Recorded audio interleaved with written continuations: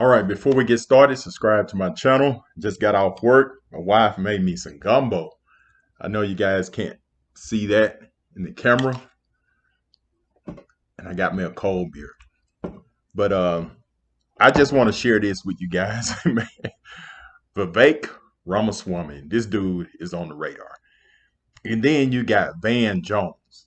And he's comparing uh, Vivek with the Nazis, just like they did Candace Owens. Man, this is crazy. Just listen to this dude, and you tell me what you think. All right, let's watch some of this together while I eat my gumbo and drink my cold beer. Here we go. You want somebody who's going to speak truth to power, then vote for somebody who's going to speak the truth to you. Why am I the only person on the stage, at least, who can say that January 6th now does look like it was an inside job? That the government lied to us for 20 years about Saudi Arabia's involvement in 9/11. That the Great Replacement theory is not some grand right-wing conspiracy theory, but a basic statement of the Democratic Party's platform. That the 2020 election was indeed stolen by big tech. That the 2016 election, the one that Trump won for sure, was also one that was stolen from him by the national security establishment that actually put up the Trump-Russia collusion hoax that they knew was false. There's a reason why I'm the only person on the stage who can say these things. That's what it's going to take, not people who are licking his boots one time and now Monday morning quarterbacking him and criticizing when it's convenient. All right, let me pause this. If you Google on YouTube or anywhere and you put what's his name? Van Jones crying again. So you just Google Van Jones crying again. The first time he's cried was when Trump won, about 8 years ago. He was crying because he didn't want Trump to win. This time he's crying when Biden won. He was so happy. And you guys tell me if this a real cry or not. Check this out.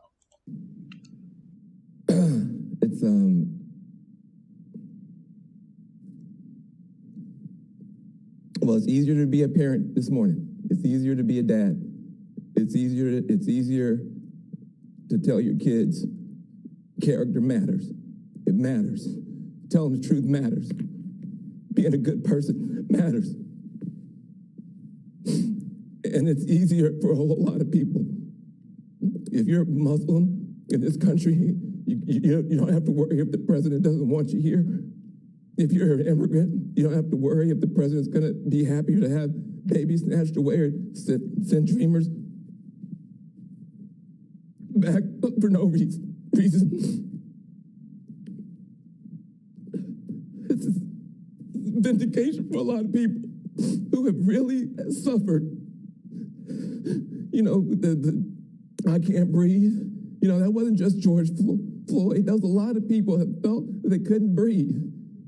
Every day you're waking up and you're getting these tweets and you just don't know, and you're going to the store and people who have been afraid to show their racism are getting nastier and nastier to you, and you're worried about your kids and you're worried about your sister.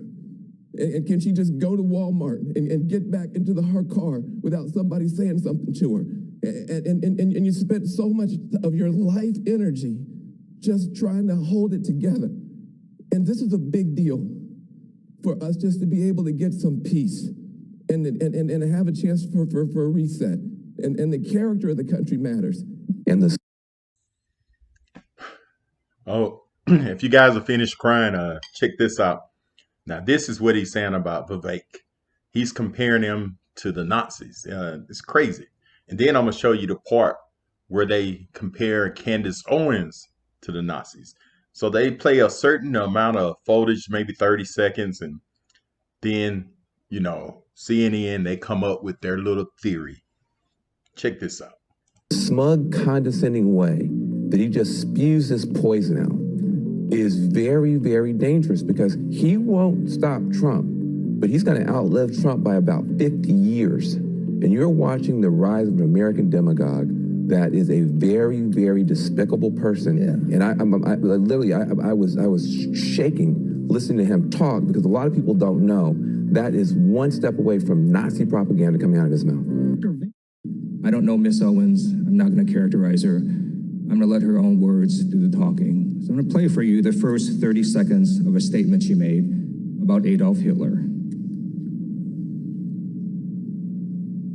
I agree. I actually don't have any problems at all with the word nationalism. I think that it gets, the definition gets poisoned by elitists that actually want globalism. Globalism is what I don't want. So when you think about, whenever we say nationalism, the first thing people think about, at least in America, is Hitler.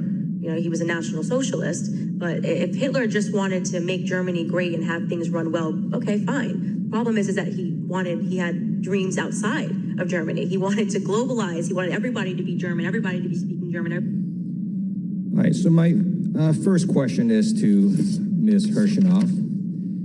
Ms. Owens said, quote, if Hitler just wanted to make Germany great and have things run well, okay, fine. The problem is that he had dreams outside of Germany.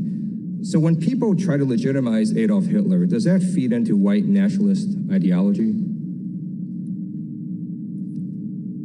It does, Mr. Liu. I know that Ms. Owens distanced herself from those comments later, but we expressed great concern over the original comments. Great, thank you. Thank you. Woo! These Democrats are something else. Man.